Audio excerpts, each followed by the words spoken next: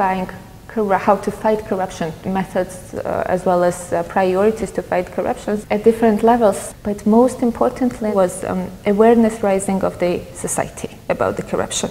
Because the dilemma we faced was that corruption was such a routine thing. I mean, it was everywhere and every day. That somewhere along the way, people forgot that corruption is a crime. This awareness raising was partially consisting of a broad media campaign, public debates, but also some very specific deliveries that government put on the table very soon after the reform, and it was a continuous effort to build the trust within the community, within the society, that nobody is untouchable. And we're serious about the declarations we're making. What Georgia was famous was its organized crime groups, like we call them thieves in law, which were running all the criminal activities in Georgia. And they were feeling quite comfortable with the police. Within this zero tolerance toward corruption and the reform of the police, we fired 18,000 policemen in one day. This 18,000 policemen I've mentioned, it was the 100% like full Department of Traffic Police. We were afraid because this is not just people you fire, these are armed people. And some of them well connected with the criminals. So it potentially could have been a group with the power. But it did not fire back. We selected traffic police because traffic police is the police every citizen knows, encounters every day in the street, sees them and knows them. In Georgian case, it was a very ugly division, let's say. They were very corrupt, very corrupt. They were taking money out of not only drivers, but the pedestrians also. It took us slightly over than 1 month to introduce a new patrol police department.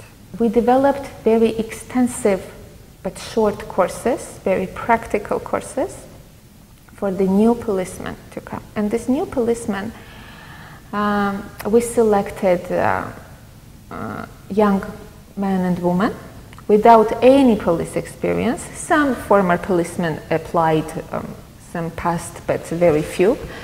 We selected them based on testing, physical but also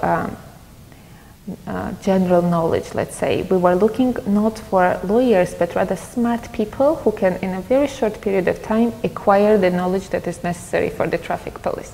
We were releasing and recruiting at the same time in order not to have a gap. We had quite significant number of newcomers who were coming to the police and they needed training. We have changed the uniforms as well. Police had before the reform, it was Soviet, like let's say light blue uniforms of Soviet militia, and it was associated by public with corrupt and so to the bad guys, let's say. After 1 month when we introduced this absolutely new organism called patrol police in the street, public was shocked. They thought it was a joke or TV show or something, because it was, they looked like a Martians, you know, a policeman that doesn't ask for money and doesn't take the money when you offer it.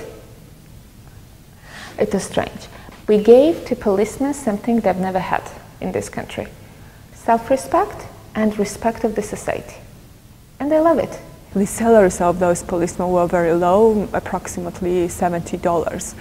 So at the moment, the average salary of policemen is around $700, which is quite decent. We need it for us, we need it for the public, we need it for the police, for the rest of the police, to show that change is possible.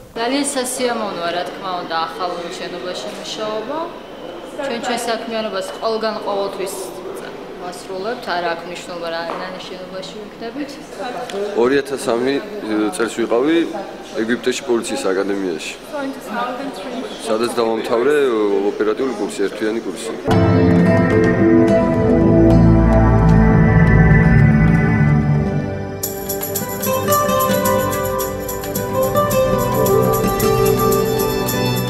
This glass buildings are sending several messages. One of the perceptions that we were fighting along with real problems was existence of torture within the police. And we opened all the office spaces and they're visible from outside, basically. There are no small hidden black rooms somewhere where people are suffering. That's one. Second, that it's a very safe country. Because in 3-4 years after the reform, we have managed to crush criminal mentality and criminal authority in this country. By opening them up, by putting parks or squares or small benches just in front of the police where teenagers sit and, I don't know, skip their classes or do their homework, or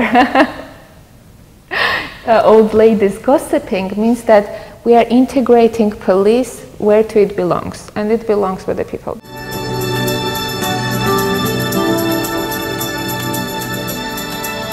It's not first time that police is violent for their people. We need a lot of people to come out because a lot of people are afraid. They're just afraid that there was a lot of bloodshed, a lot of like repressions and everything. So people are just afraid to just come out and say something against government because they know that they might be hurt. So that's a big problem. Right? I think certain costs are inevitable. Maybe in a bigger country, reforms sometimes are easier. In a country as small as Georgia, where our population is 4-point-something million, 10,000 protesting policemen could be a serious threat to the reform, which is something you will not face in a big country like Egypt.